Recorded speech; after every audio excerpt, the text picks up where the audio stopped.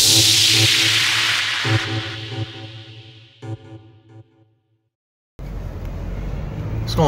going on, guys? Alton here with another video. We're going to be talking about this whole Colin Kaepernick situation. You know, he's back in the social media buzz, and it's not because of the whole kneeling thing. Well, it sort of has something to do with that, but it's not because of his so-called activism. But I just want to let people know that I called this maybe 2 years ago, when he first came out with the whole kneeling thing, talking about police brutality. So, for those who don't know what I'm talking about, Colin Kaepernick is now under fire. Well, I gotta put my shades on because I'm about to be driving in direct sunlight, and I'm not gonna be able to see. But anyway, Colin Kaepernick is under fire because he had made some tweets, or I think it was his girlfriend, you know, one out of the two. It was either him or his girlfriend. They made some tweets about the people who are going to be performing at the Super Bowl, and I think one of the people was Big Boy from Outkast, and another guy, Travis Scott. You know, he's a rapper. Now I know who Big Boy is. I used to listen to Big Boy back in the day from Outkast, but I've never listened to Travis Scott. You know, I've stopped listening to rap music for a while now. I haven't listened to, you know, I don't know who some of these new artists are, but excuse me, apparently this is a pretty prominent rapper. But anyway, I don't know if he's from Atlanta or not, but I know Big Boy is, and I know that this is going to be you know, the Super Bowl is going to be held in Atlanta, and that's probably why, you know, someone like Big Boy is going to be able to do it, because he's a local artist.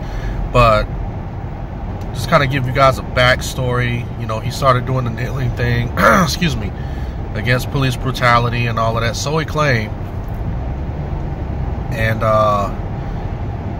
people are supposed to be so-called boycotting the NFL, but I haven't really seen a boycott, you know, from the NFL. You know, people who said that they were boycotting the NFL are still watching the games. They're still hyped up about the Super Bowl. And right now, as I make this video, it has just been confirmed that the Rams and the New England Patriots are going to the Super Bowl, because they both won this weekend with the NFC and the AFC championship. So a lot of people are hyped up about that.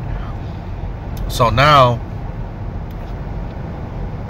Colin Kaepernick or his girlfriend or whoever tweeted that anyone that performs at the Super Bowl is, you know, considered a sellout, a coon, you know, all of the, you know, woke terms that people, or terms that these woke people like to use, right? You know, they love slandering other black people and all of this type of stuff. But anyway, so now people like Travis Scott, especially Gladys Knight and Big Boy, are people who are well respected in the entertainment industry, and now you're telling them that they're sellouts. And some of these people were standing with you when it came to the whole kneeling police brutality thing. So now a lot of people are asking the question, was Colin Kaepernick being genuine when he said that he was kneeling for police brutality, that he wants to try to bring awareness of police brutality?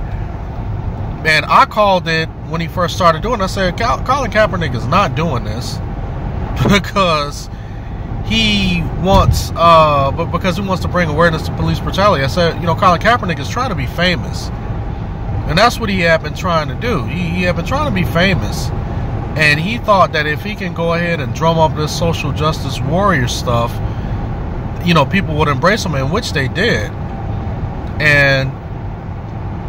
But his motive was never to bring awareness to police brutality. And because it went from being about police brutality to the NFL owners being slave masters and the flag and all of this other stuff. And that lets me know right there that it was never about police brutality. It was about this man just trying to get in front of some cameras and be famous and be known for something. And I believe right now it's backfiring, because, you know, I'm watching a lot of people who used to support Kaepernick, and now they're saying that, now they're raising the eyebrow to this guy saying, well, what is his motives? Like, what is his end game? And this is what I've been asking the whole time. I said, what is his end game? And, you know, people slandered me. They got upset. Oh, you shouldn't talk like that. You a coon, you a Uncle Tom, and all of this stuff. And I said, I just want to know what the end game is, because I really don't see him making any progress with his stance on this issue. So now a lot of people are questioning his motives. You know, just like some of us, we've been questioning his motives all the time, all along. Now, people want to try to use race.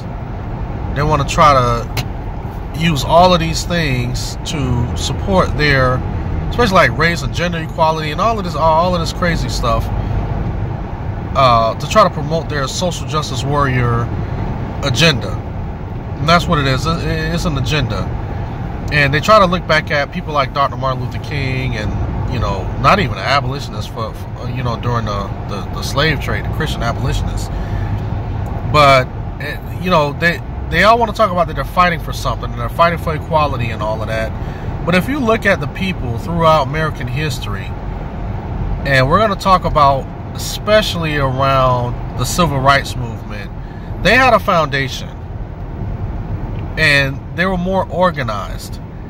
They're more organized than a lot of these so-called woke people nowadays. But the foundation for the civil rights movement was God. They had a belief in God. Now, I wouldn't say that all of their theology was correct. You know, like Martin Luther King, his a lot of his theologies, you know, about the deity of Christ and who he was and his completed work on the cross, he wasn't always spot on. You know, he actually spread some heresy, but that's a topic for another video. And this is something that I'm finding out, you know, throughout the recent years, actually studying, you know, some of his work and some of the things that he said. But anyway, but his foundation was grounded on the Bible.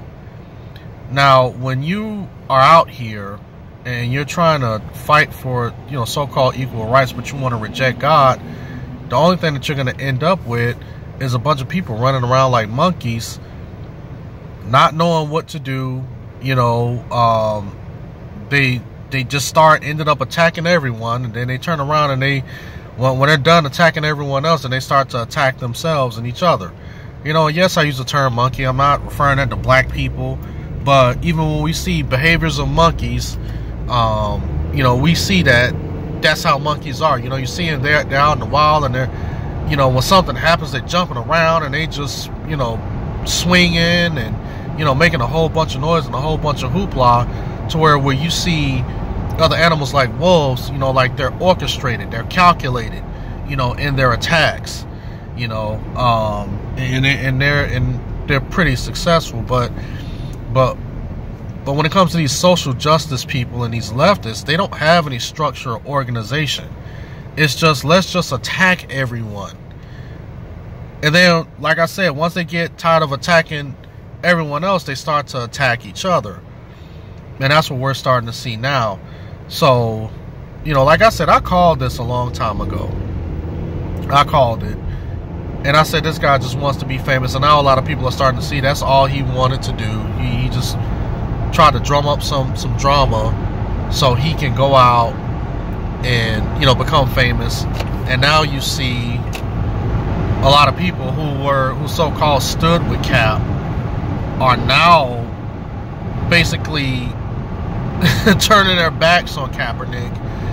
And you know, and here's the thing. I'm not saying that police brutality isn't real. Okay, let's go ahead and get that straight. I have to put this in a video. And I know this video is almost 10 minutes long, but I'm not saying that police brutality isn't real, because I've had, you know, encounters with the police, negative encounters. I've never been beaten up by the police or anything like that, but I've known people who have been, you know, brutalized or, you know, beaten up by police and stuff like that.